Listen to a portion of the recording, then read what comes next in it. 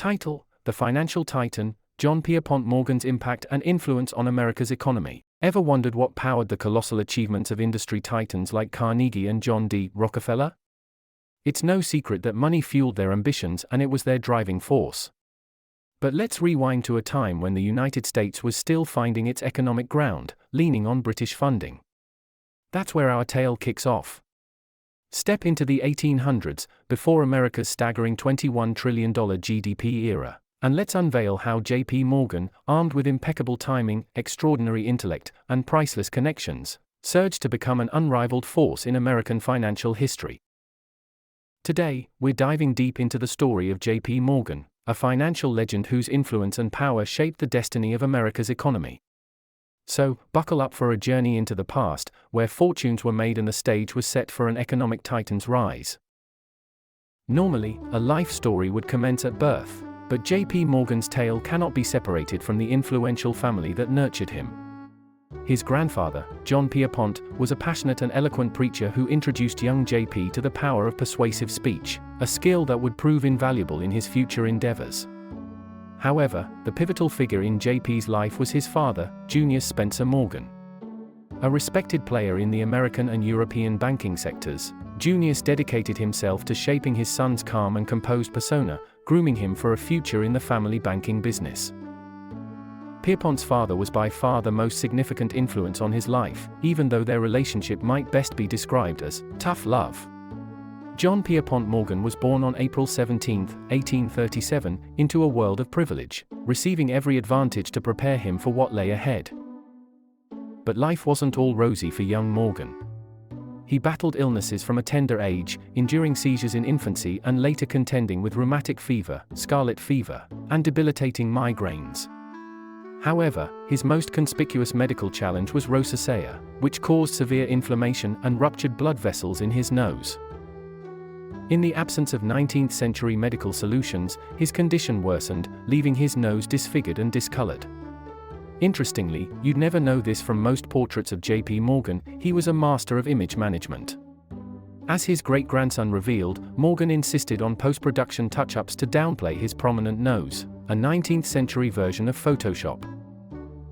Due to his health issues, Pierpont was often isolated, leading to a somewhat solitary childhood.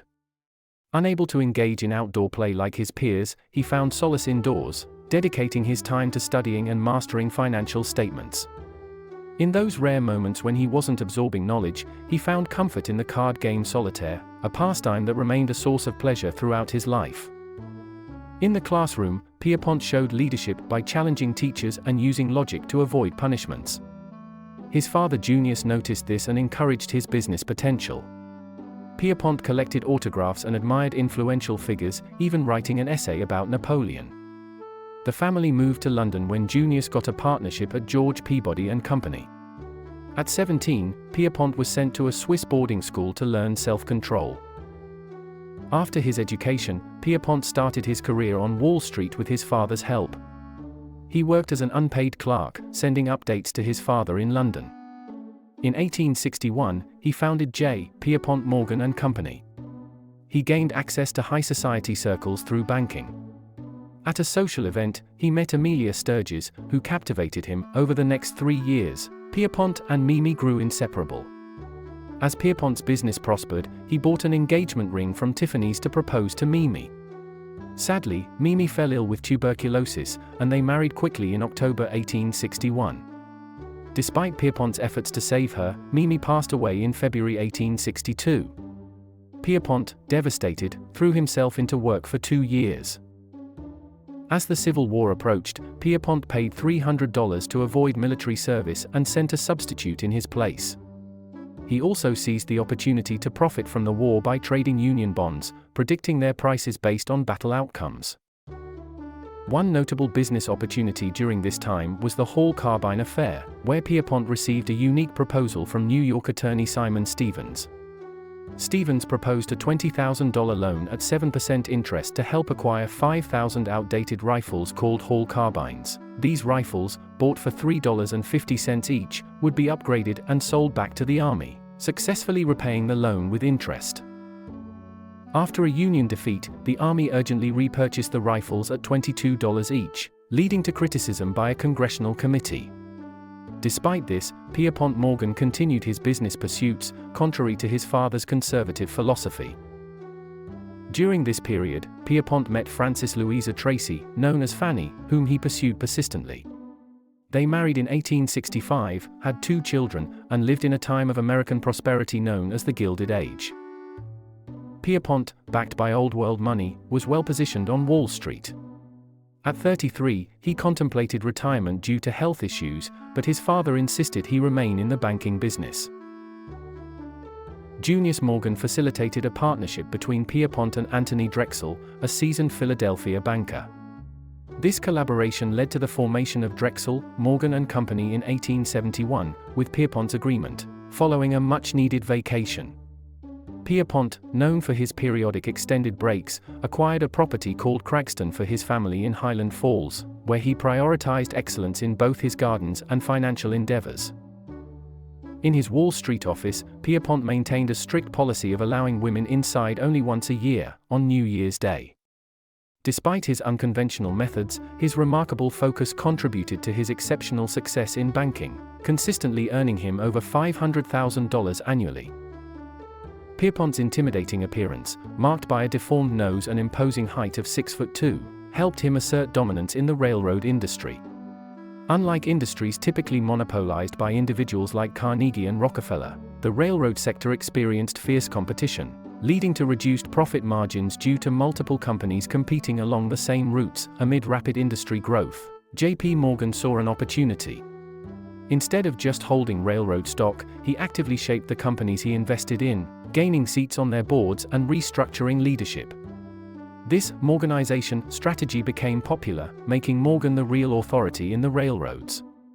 His reputation as an honest dealmaker and deterrent to takeovers grew.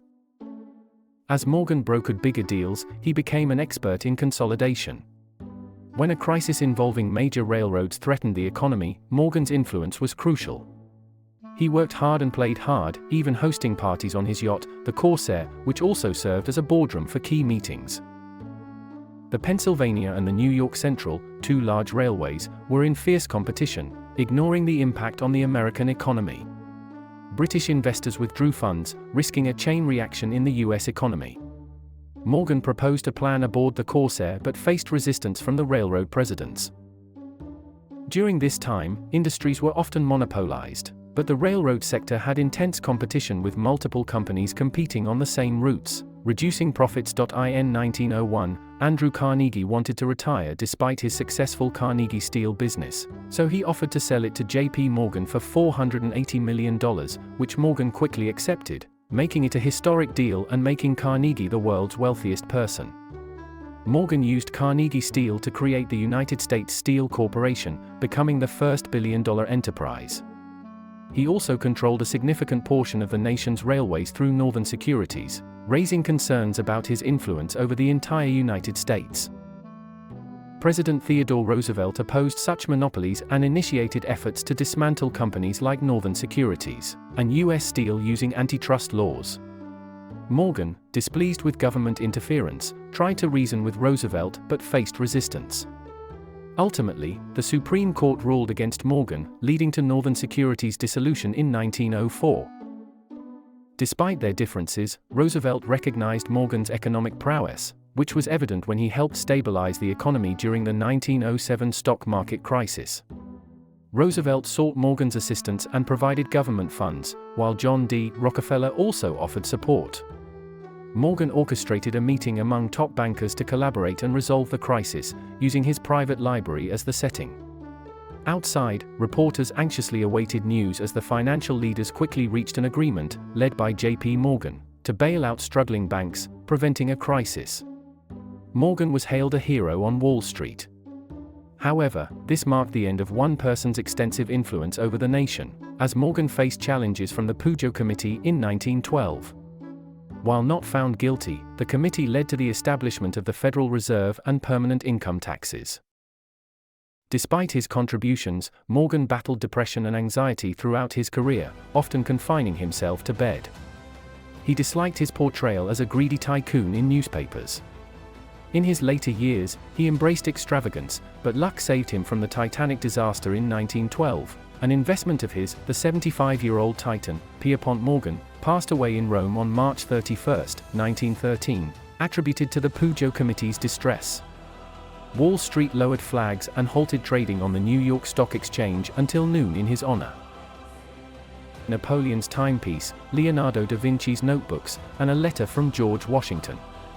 His personal library became public in 1924, showcasing his lifetime's influence. J.P. Morgan's life teaches about power and influence.